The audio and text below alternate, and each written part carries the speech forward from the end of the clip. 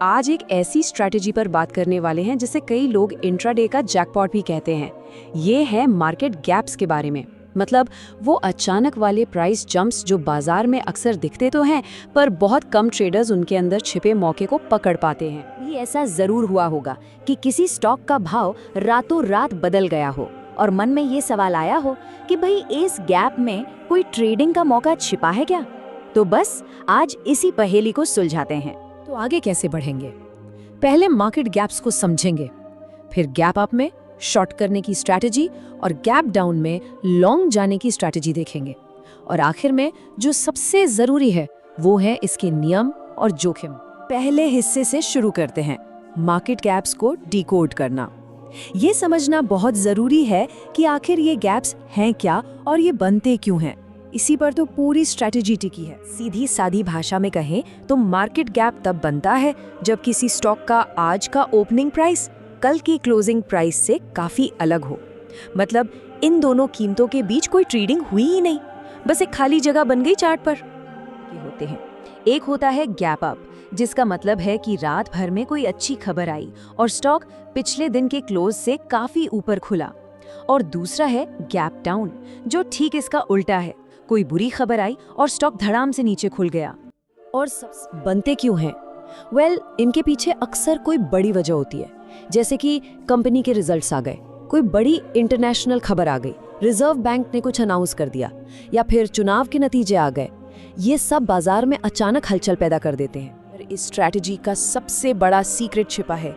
सोचिए कोई खबर आई जिसमें इतना ही दम था कि स्टॉक को 2% ऊपर जाना चाहिए, लेकिन वो भाग गया सीधा 10%। ऐसा क्यों?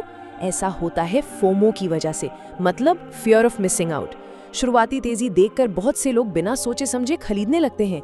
इसे ही कहते हैं इमोशनल ओवर रिएक्शन। और ये पूरी स्ट्रैटेजी इसी एक्स्ट्रा इमोशनल उछाल को भुनाने के बारे में है। अब एक्शन की बात करते हैं और पहली स्ट्रैटेजी पर आते हैं, गैप अप शॉर्ट स्ट्रैटेजी। यहाँ हम सीखेंगे कि जब कोई स्टॉक जरूरत से ज्यादा ऊपर भाग जाए तो उसे कैसे ट्रेड करना है। के लिए एक असली उदाहरण लेते हैं। मान लेते हैं कि 8 अप्रैल 2026 को स्टेट बैंक ऑफ इंडिया के स्टॉक में एक बड़ा गैप अप देखने को मिला।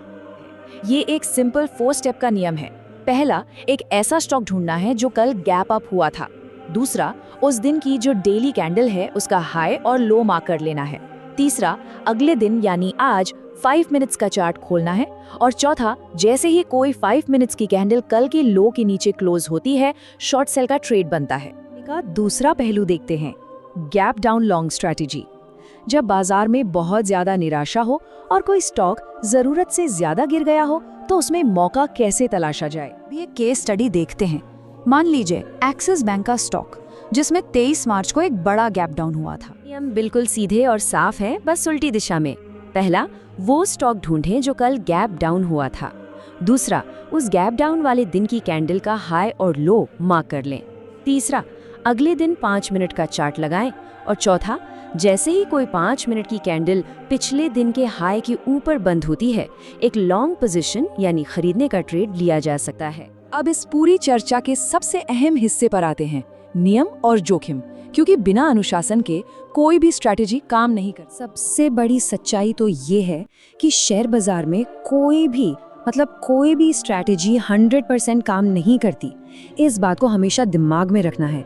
हर स्ट्रैटेजी का एक सक्सेस रेट होता है जो ऊपर नीचे होता रहता है। नियम है जिन्हें कभी नहीं तोड़ना है। पहला, हमेशा एक स्ट्रिक्ट स्टॉप लॉस का इस्तेमाल करना है। दूसरा, एंट्री लेने से पहले 5 मिनट की कैंडल के पूरी तरह बंद होने का इंतजार करना है, जल्दबाजी नहीं करनी।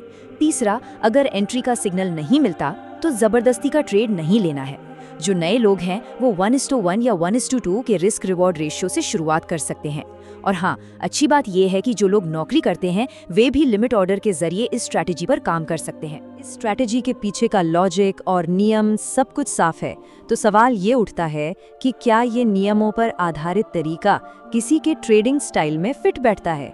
खैर, इसका जवाब तो हर किसी को अपनी समझ और रिस्क लेने की क्षमता के आधार पर खुद ही ढूंढना हो।